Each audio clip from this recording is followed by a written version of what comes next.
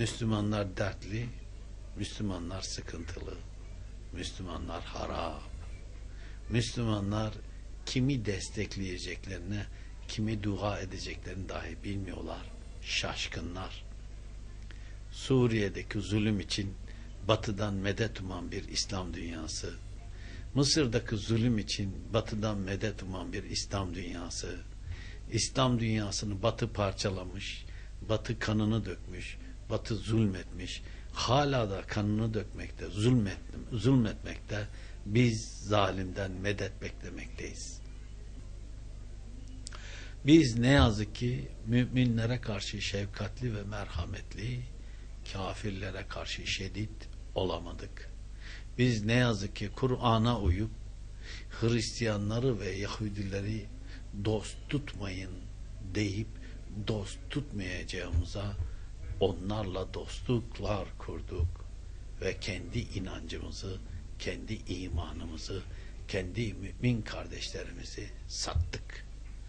Ve Müslümanlar bu halleriyle, bu durumlarıyla ne yazık ki perişanlıklarına devam edecekler.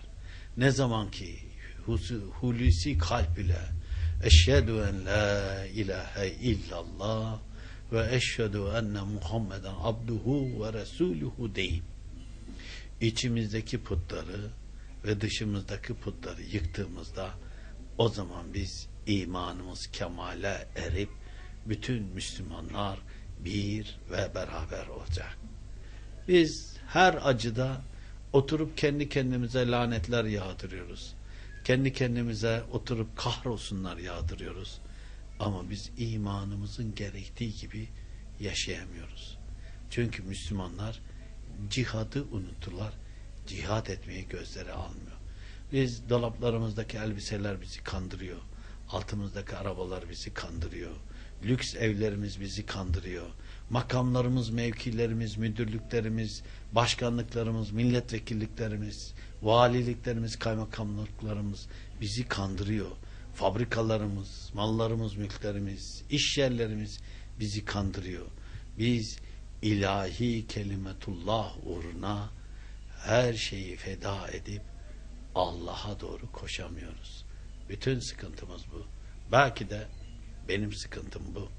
O yüzden bu nasihat önce kendime, Allah cümle ümmeti Muhammed'i af mağfiret edip bir ve beraber eyleyip tek vücut haline getirsin. Amin. Müslümanlar nefislerini terbiye ederlerken ilahi kelimetullah'ın da yeryüzünde hakim olması için mücadele etmek zorundalar.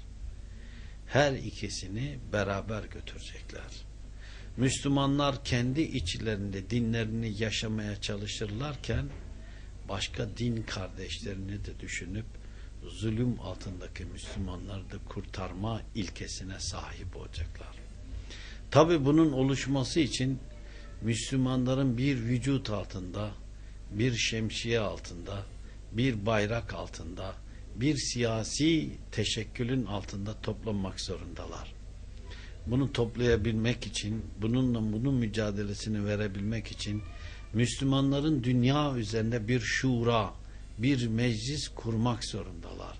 Bir meclisleri yoksa dünya üzerinde, bir şuraları yoksa ne yazık ki hadis-i şerifte buyurulduğu gibi denizin üzerinde köpük misali olup zalimlerin, kafirlerin elinde oyuncak olmaya mahkum olacaklar. Aslında Osmanlı yıkılırken İslam yıkıldı.